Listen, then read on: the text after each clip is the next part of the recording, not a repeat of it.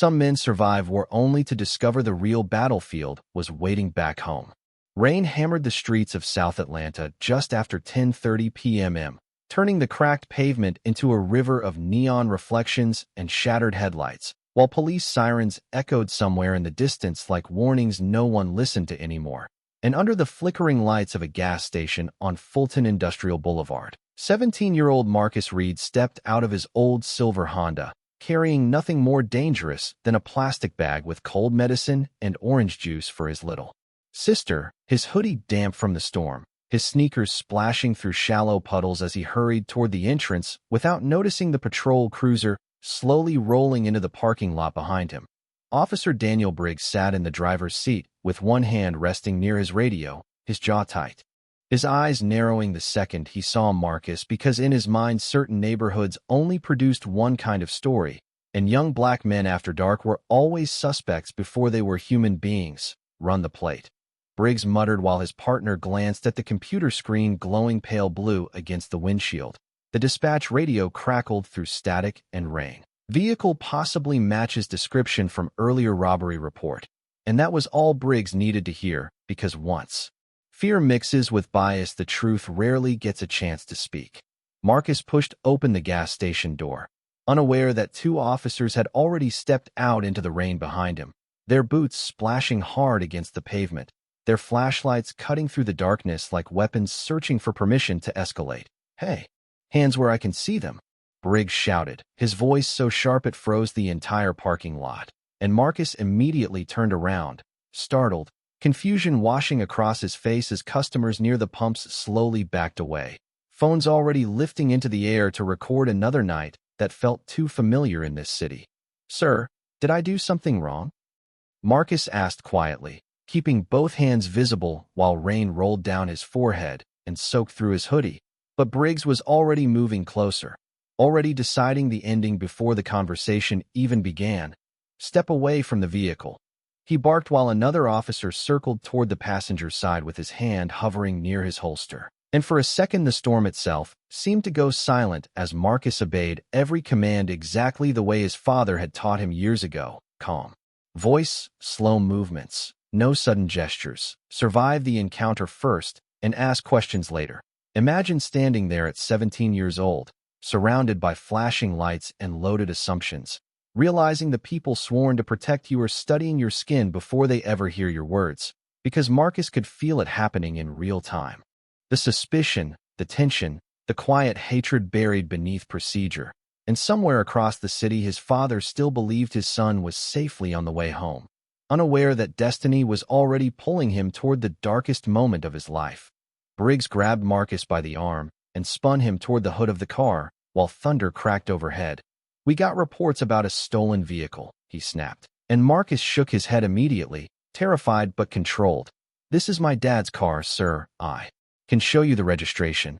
But before he could even finish speaking, another loud noise exploded somewhere behind the gas station, metal crashing against concrete in the alleyway nearby. And in one terrifying instant, every officer in that parking lot reacted at once as fear took over reason, and Officer Briggs reached for his weapon, while Marcus stood frozen beneath the rain, realizing too late that nobody there was actually seeing him as a kid anymore. The sound behind the gas station lasted less than 2 seconds.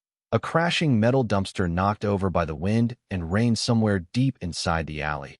But in the minds of frightened officers already expecting danger, those 2 seconds changed everything as flashlights jerked wildly across the darkness, and Officer Briggs shouted commands over one another with the panic of men losing control of the situation they created themselves.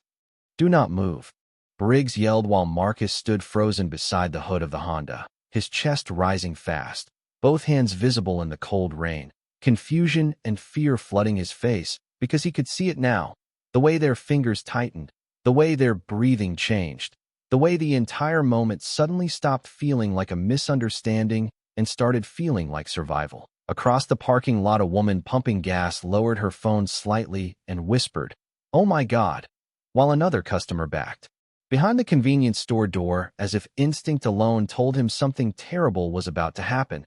And through all of it, Marcus tried to hold himself together exactly the way his father taught him years earlier during difficult conversations no child should ever have to learn.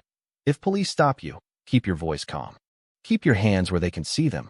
Do not give fear permission to control the room. Elias Reed had spoken those words at the kitchen table countless nights while Marcus sat listening quietly beside a bowl of cereal, never fully understanding why his father looked so serious every time he repeated them. But now, standing beneath flashing red and blue lights with rain dripping from his eyelashes, Marcus finally understood every word. "I did not do anything," Marcus said carefully, barely louder than the storm itself. But Briggs moved closer anyway, grabbing the back of Marcus's hoodie and forcing him harder against the vehicle, while another officer searched the inside of the car with rushed movements, tossing aside school papers, robotic sketches, and an old basketball hoodie lying in the passenger seat. "Looks clean," the younger officer muttered uncertainly.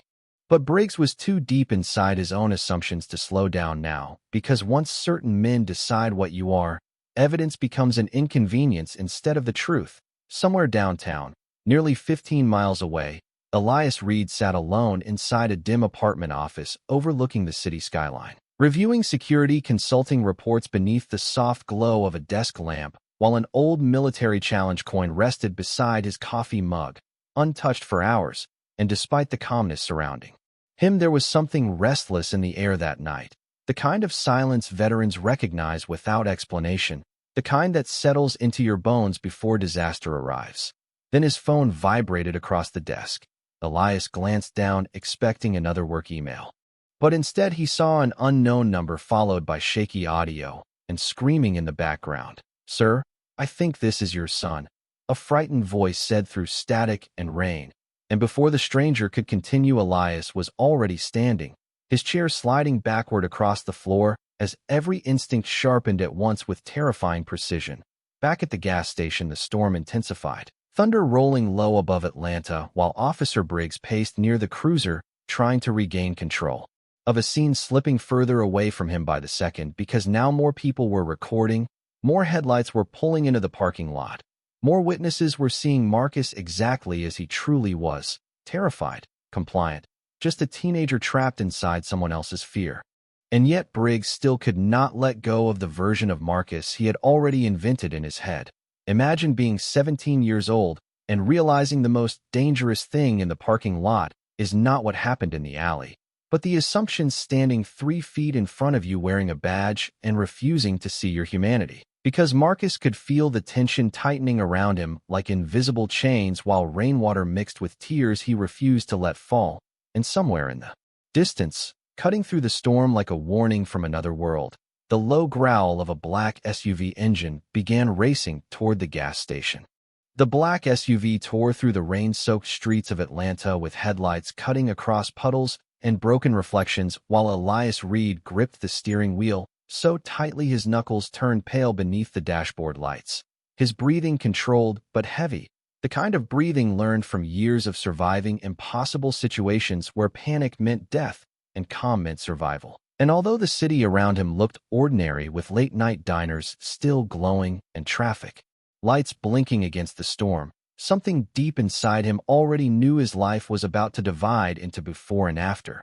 The anonymous caller remained on speakerphone, their voice trembling through static and sirens. "Sir, your son keeps saying he did not do anything wrong," the man whispered while chaos echoed in the background. And for a moment Elias closed his eyes because hearing those words felt worse than hearing fear itself. It felt familiar, the same helpless truth repeated by too many innocent people who never got the chance to be heard.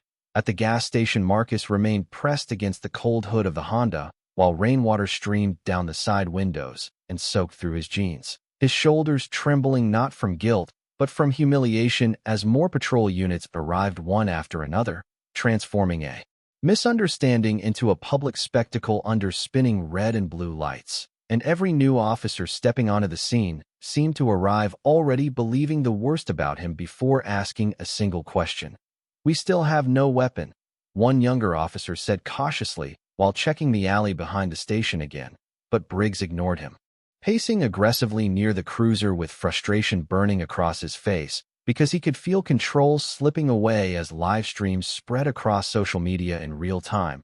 Strangers already commenting beneath blurry phone footage, some angry, some terrified, others simply exhausted because they had watched versions of this moment unfold too many times before. Marcus looked toward the convenience store window where his own reflection stared back at him beneath flashing lights, and suddenly, he remembered being 12 years old sitting beside his father during a thunderstorm almost exactly like this one, listening while Elias cleaned an old military flashlight at the kitchen table.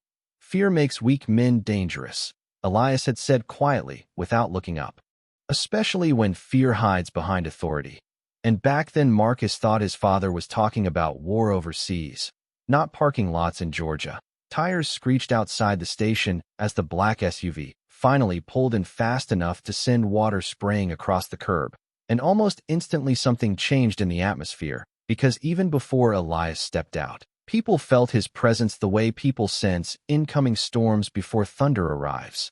The driver door opened slowly and Elias emerged into the rain wearing a dark jacket over a charcoal shirt, broad-shouldered, calm, his face unreadable except for the sharpness in his eyes that seemed to study every officer, every cruiser position, every witness, every movement within seconds, and unlike everyone else in the parking lot, he was not reacting emotionally. He was assessing the scene with the precision of a man trained to survive under pressure most people could never imagine. "Dad," Marcus called out weakly, relief flooding his voice for the first time all night, and Briggs immediately turned toward Elias with the hard expression of someone already preparing for confrontation. "Stay back, sir," Briggs ordered while resting a hand near his belt, but Elias did not argue, did not shout, did not move recklessly because his calmness carried something heavier than anger, something that made even nearby officers instinctively straighten their posture without understanding why. Imagine arriving to find your child surrounded by flashing lights, treated like a threat in front of strangers, while the men controlling the scene still refuse to admit they made a mistake. Because Elias saw everything instantly, Marcus's shaking hands, the scattered school papers inside the car, the fear in the younger officer's eyes, and most importantly the arrogance radiating from Briggs like a man too proud to reconsider his own assumptions. Rain rolled down Elias Reed's face as he finally spoke, his voice low, controlled, almost quiet beneath the storm. "I want to know exactly why my son was stopped tonight." And for the first time since the situation began, Officer Daniel. Briggs hesitated before answering. Officer Briggs stared at Elias Reed for several long seconds while rain pounded the roof of the cruisers hard enough to drown out the distant traffic beyond the gas station. And although Briggs still held authority over the scene, something about the older man standing in front of him made that authority suddenly feel fragile, uncertain, almost borrowed. "Your son matched the description of a suspect connected to a robbery investigation," Briggs finally answered with forced confidence. But Elias did not react emotionally the way Briggs expected because men like Briggs understood anger. They understood shouting, resistance, chaos, but calmness from another man, especially a black man standing in the middle of a storm while surrounded by police, made them uncomfortable in ways they could never explain. Elias glanced once toward Marcus, whose soaked hoodie clung to his shoulders while red and blue lights flickered across his frightened face. And for a moment something painful moved behind Elias's eyes before disappearing again beneath military discipline sharpened over decades. "Did you find a weapon?" Elias asked quietly, and Briggs hesitated just long enough for nearby officers to notice. "No," one younger officer admitted carefully from beside the patrol car. "We did not recover anything." And the words landed heavily in the cold air, because suddenly everyone standing there had to confront the truth they were trying not to say out loud. Marcus had cooperated. Marcus had complied. Marcus had done exactly what he was told, and still the situation escalated anyway. The live streams continued, spreading online as comments flooded beneath shaky phone footage showing Marcus pinned against the vehicle beneath flashing lights, while strangers argued across social media in real time, some defending the officers automatically, others pointing out the fear visible in Marcus's body language. And somewhere inside the crowd an elderly black woman shook her head slowly and whispered, "Same story every generation," as though exhaustion itself had finally replaced surprise.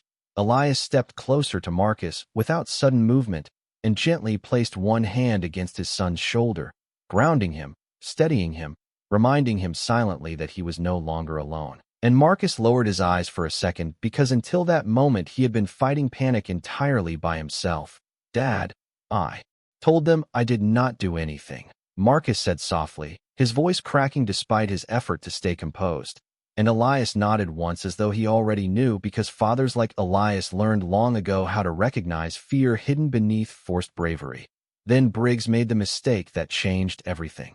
"If your son had just stayed calm from the beginning, none of this would have happened," he muttered while adjusting his vest, and instantly several officers nearby looked uncomfortable because even they understood how unfair the statement sounded after watching Marcus comply the entire time.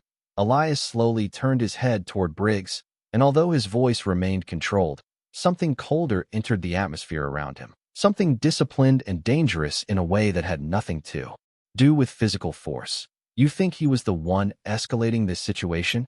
Elias asked quietly, and Briggs opened his mouth to answer, but stopped because suddenly he realized this conversation no longer felt like an ordinary confrontation between police and civilians.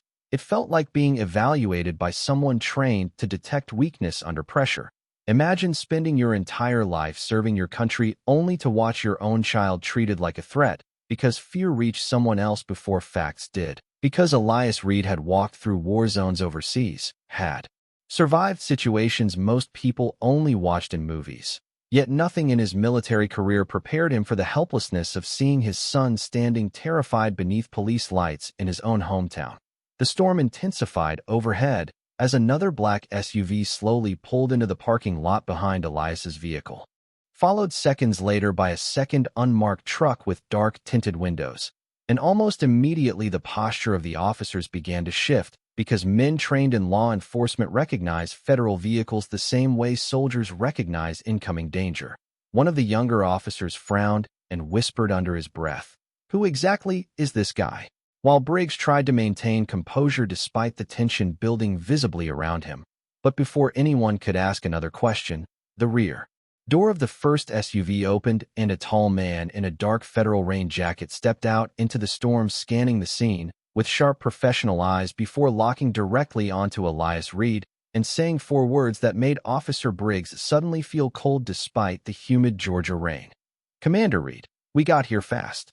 The parking lot fell into an eerie silence after the words "Commander Reed" cut through the rain, because suddenly every officer standing beneath the flashing lights realized they were no longer dealing with an ordinary civilian. And even the storm itself seemed quieter for a moment as the federal agent approached Elias with the kind of respect that cannot be faked. Officer Briggs straightened instinctively while trying to hide the uncertainty spreading across his face, but it was already too late, because the shift in power had happened right in front of everyone watching, including the dozens of people live streaming the scene from their phones. The federal agent stopped beside Elias and handed him a waterproof tablet case without another word, while 2 more men stepped from the second SUV, scanning the area with disciplined calm. Their movements precise, professional, coordinated in a way local officers immediately recognized but could not fully place.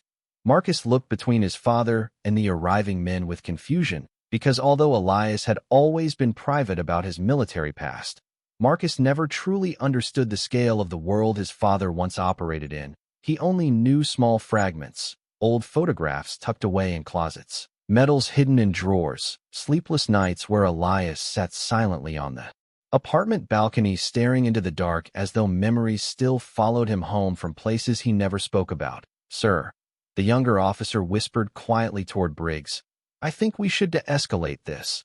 But Briggs refused to back down, because men like him often mistake pride for strength, especially when witnesses are watching. "This does not change procedure," Briggs snapped defensively while rain dripped from the brim of his cap. "We responded to a possible robbery suspect," and the federal agent slowly turned toward him with an expression that immediately made Briggs regret speaking so confidently. "A robbery suspect," the agent repeated calmly before looking toward Marcus standing soaked and frightened beside the car. "That teenager?" And for the first time all night, Briggs looked unsure of his own narrative, because now the facts sounded weaker every time they were spoken out loud. Elias remained silent through most of it, studying the officers carefully the same way experienced commanders study unstable situations before making decisions because unlike the people around him, Elias understood something dangerous was unfolding beneath the surface of this encounter, something bigger than one traffic stop or one frightened officer. He understood patterns, systems, fear, escalation, and the devastating consequences of authority mixed with bias. Imagine surviving combat zones overseas only to stand helpless while your child becomes another public example of suspicion replacing humanity. Because Elias could see the crowd watching Marcus not like a criminal, but like someone's son, someone's classmate, someone who should have been home doing homework instead of standing drenched beneath police lights trying to prove he deserved basic dignity. One of the federal men quietly opened the waterproof case and activated the tablet, revealing live satellite traffic feeds and dispatch records while rain continued bouncing off the hoods of the patrol cars around them.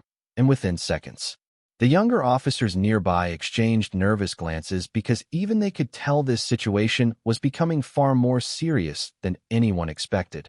Commander Reed was part of Joint Special Operations for 14 years, the federal agent said evenly while staring directly at Briggs, including domestic strategic consulting for law enforcement accountability reviews.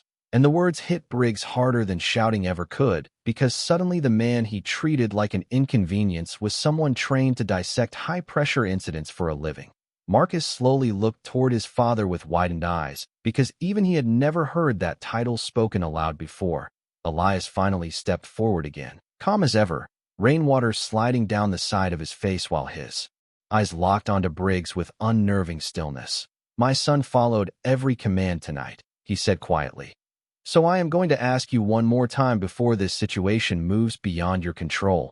And even the thunder rolling above Atlanta could not drown out the weight behind his next words. "Why were your officers preparing to use force against an unarmed 17-year-old boy?"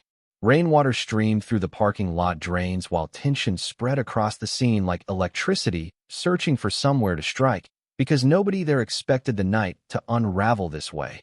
Not the officers, not the bystanders, and certainly not Officer Daniel Briggs, whose confidence was beginning to crack beneath the pressure of too many witnesses and too many unanswered questions. The federal agent standing beside Elias Reed tapped the tablet screen once and turned it toward the gathered officers, revealing synchronized timestamps from dispatch audio, patrol vehicle logs, and nearby traffic cameras that captured nearly every minute leading up to the stop. And suddenly the story Briggs had repeated with such certainty no longer matched the evidence unfolding in front of everyone. The reported robbery suspect was described as 6'3" with visible neck tattoos and a gray pickup truck, the agent stated calmly while rain drummed against the tablet casing. Marcus Reed is 5'9", 17 years old, driving a silver Honda Accord registered legally to his father. And silence immediately swallowed the parking lot, because facts have a way of stripping fear down to what it really is. Marcus lowered his eyes again as embarrassment and exhaustion settled over him, heavier than the storm itself, because even though he had done nothing wrong, he still felt trapped inside a situation he could not control. And across the crowd, several people recording the encounter began whispering angrily among themselves, while livestream comments exploded online, demanding explanations from the department. Briggs tried to regain footing by pointing toward the alley behind the gas station. There was a suspicious sound, and the suspect became uncooperative. He insisted. But one of the younger officers shifted uncomfortably before quietly speaking up. "Sir," he complied the entire time. And the moment those words left the officer's mouth, Briggs looked at him with the sharp betrayal of a man realizing loyalty was beginning to disappear around him. Elias watched all of it without raising his voice. Because men trained in command understand something most people do not. When systems begin collapsing under truth, panic does the rest of the work for you. Imagine standing there while strangers debate whether your child deserved to be feared simply because someone felt uncomfortable around him. Because Elias could see Marcus shrinking inward beneath the weight of public humiliation even though the evidence already proved his innocence. And in that moment Elias realized the deepest damage was not physical fear, but psychological. The silent lesson too many black children learn far too young, that innocence alone does not always protect you. A gust of wind swept through the parking lot, sending rain sideways across the cruisers, while another federal vehicle arrived near the entrance. This time carrying internal affairs investigators from downtown Atlanta, and several officers immediately exchanged alarmed glances because once internal affairs appears at an active scene, careers begin flashing before people's eyes. Nobody leaves, one investigator announced firmly while stepping beneath the gas station awning. All body camera footage is being secured immediately, and Briggs's expression changed for the first time from defensive to genuinely worried because deep down, he already knew moments from earlier would not survive close scrutiny. Marcus looked toward his father with disbelief, still struggling to understand why federal investigators seemed to know Elias personally, and quietly he asked, "Dad, what exactly did you do in the military?" Elias remained silent for a few seconds while thunder rolled across the Atlanta skyline, before finally answering in the calmest voice imaginable. "I spent years stopping situations before innocent people got hurt."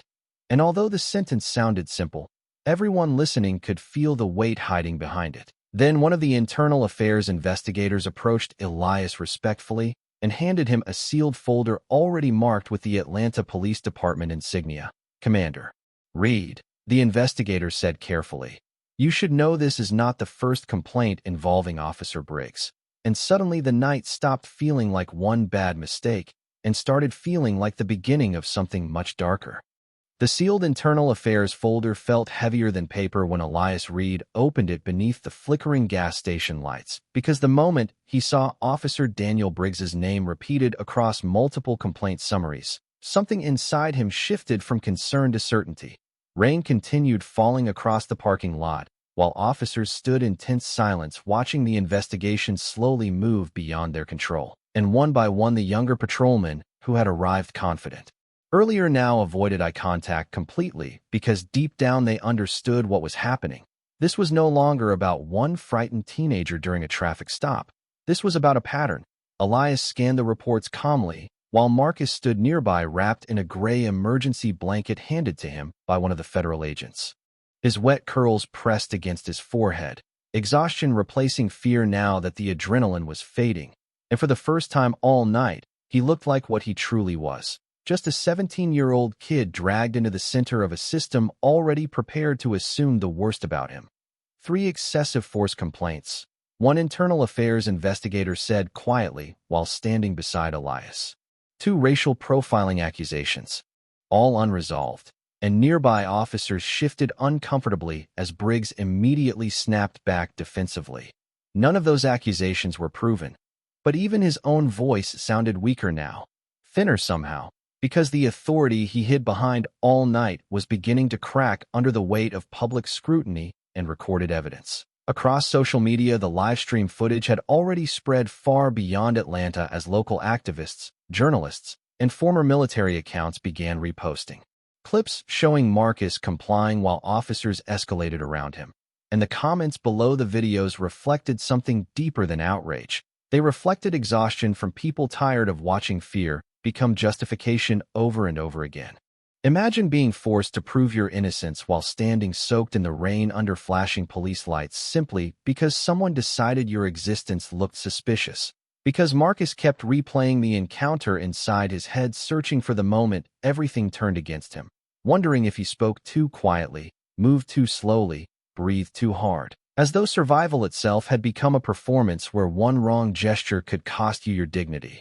Elias closed the folder slowly, before looking toward Briggs again, and unlike the officers surrounding him, Elias did not appear angry anymore. He appeared focused, which somehow felt far more dangerous. "You stopped my son because he fit a story already written in your head," Elias said calmly. "And when reality stopped matching that story, you escalated instead of correcting yourself." And Briggs tried to interrupt, but Elias continued speaking with the same measured tone commanders used before difficult decisions. "That is how innocent people end up harmed by systems that refuse accountability." Thunder rolled overhead, while another internal affairs officer approached carrying secured body camera units collected from the scene. And suddenly one of the younger patrol officers hesitated before speaking quietly enough that only those nearby could hear. "Sir, Briggs told us to leave the cameras running after dispatch already cleared the robbery description." And the moment those words escaped, the entire parking lot seemed to freeze because even Briggs's own partners were beginning to separate themselves from him. Briggs immediately turned toward the officer with panic flashing behind his eyes for the first time all night. "Watch your mouth," he barked sharply. But the damage was already done because truth spreads quickly once fear loses control of a room. Marcus looked toward his father again, confusion mixing with admiration because despite everything happening around them, Elias never once raised his voice, never threatened anyone, never lost control, and somehow that calmness was dismantling the entire situation more effectively than anger ever could. Then one of the federal agents stepped closer holding a phone displaying dozens of incoming media alerts before quietly informing Elias. "Commander Reed, national outlets are picking up the footage now." And as cameras from local news crews began arriving at the edges of the parking lot, Officer Daniel Briggs finally realized the storm surrounding him was no longer just rain. By midnight, the storm over Atlanta had begun to weaken, but the pressure surrounding the gas station only intensified as television vans lined the edge of the street with satellite dishes pointed toward the sky, while reporters stood beneath umbrellas speaking urgently into cameras about the viral footage already spreading across the country. And through it all, Marcus Reed remained sitting quietly near the back of the federal SUV wrapped in a dry blanket, watching his entire life transform in a matter of hours because one frightened assumption had nearly turned him into another headline people debated for 2 days before forgetting. Officer Daniel Briggs stood near the patrol vehicles speaking intense whispers with department supervisors who had arrived minutes earlier, but every conversation seemed shorter now, colder somehow. Because nobody wanted to stand too close to a situation becoming nationally visible by the second. Elias Reed remained exactly where he had been for nearly an hour, calm beneath the fading rain, while internal affairs investigators reviewed body camera footage inside one of the command vehicles. And several younger officers kept glancing toward him with a mixture of respect and discomfort because they could sense something rare unfolding in real time. A man refusing to let rage control him while still dismantling an entire narrative through patience and truth alone. Then the first major revelation arrived. An investigator stepped out holding printed dispatch transcripts while speaking directly to department leadership within earshot of the surrounding officers. The robbery suspect was cleared by another unit 12 minutes before Officer Briggs initiated the stop, he announced firmly, and instantly the remaining justification behind the encounter collapsed completely. Briggs stepped forward immediately trying to defend himself. Dispatch communications were unclear, he argued. But one of the supervisors interrupted him coldly. "Your body camera recorded the update notification." And suddenly, even Briggs realized there was nowhere left to hide. Because evidence remembers what pride tries to erase. Imagine learning that your child's fear, humiliation, and public shame happened after officers already knew he was innocent. Because Marcus overheard the conversation from the SUV and lowered his head quietly as the truth settled into him heavier than before. Not because he expected fairness from the beginning, but because hearing confirmation still hurt in ways he could not explain.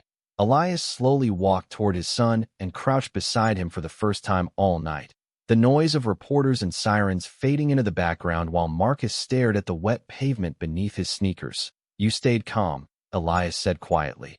"I need you to understand something important tonight. None of this happened because you failed." And Marcus swallowed hard before finally asking the question he had been holding inside for hours.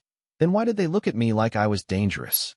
Elias paused for several seconds because some truths feel impossible for fathers to explain to their children no matter how much life experience they carry. And when he finally answered, his voice sounded heavier than before. Because some people see fear before they see humanity. Nearby, several officers silently removed their body cameras and handed them to investigators while Briggs stood isolated beside his cruiser watching the scene collapse around him piece by piece. And for the first time that night, he looked less like an authority figure and more like a man realizing consequences had finally caught up with him. The federal agent approached Elias again, holding a secure phone before speaking carefully. "Commander Reed, Washington wants a briefing by morning." And several nearby reporters immediately reacted after overhearing the title once more, because now the story was growing beyond local misconduct. It was becoming symbolic of something much larger across the country. One reporter shouted from behind the barricade, "Commander Reed, do you believe this was racial profiling?" And the entire parking lot seemed to hold its breath waiting for his answer. Elias looked toward the cameras, then toward Marcus sitting silently beneath the SUV light, and finally toward Officer Briggs standing alone in the rain. And when he spoke, his voice remained controlled, steady, impossible to ignore. "I believe fear becomes dangerous when people with authority stop questioning their own assumptions." And in that moment, even the reporters stopped talking because the truth landed harder than anger ever could. By 3 o'clock in the morning, the rain had finally stopped over Atlanta, leaving behind wet streets glowing beneath streetlights and news cameras still parked outside the gas station, where one ordinary night had transformed into a national conversation about fear, authority, and the cost of assumptions. Officer Daniel Briggs stood near the back of an internal affairs vehicle while investigators collected final statements from witnesses and officers, and although no handcuffs touched his wrists, the expression on his face revealed something deeper than punishment. It revealed the terrifying realization that the protection he always believed would shield him forever was disappearing under the weight of truth. Marcus Reed sat quietly inside the federal SUV beside his father while reporters continued broadcasting live updates outside. And despite the exhaustion in his eyes, there was also something else now. Understanding, painful understanding, because in just a few hours he had learned how quickly innocence could become invisible once fear entered the room. Elias Reed watched his son carefully before speaking in the low, steady voice Marcus had trusted his entire life. "Tonight was never about who you are," he said. "It was about what some people saw before they even gave you a chance to speak." And Marcus stared through the window toward the flashing lights still reflecting off the wet pavement before quietly asking, "Does it ever stop?" Elias did not answer immediately because some questions carry generations inside them. And after several long seconds, he finally looked toward the dark Atlanta skyline and spoke with the honesty of a father who refused to lie to his child.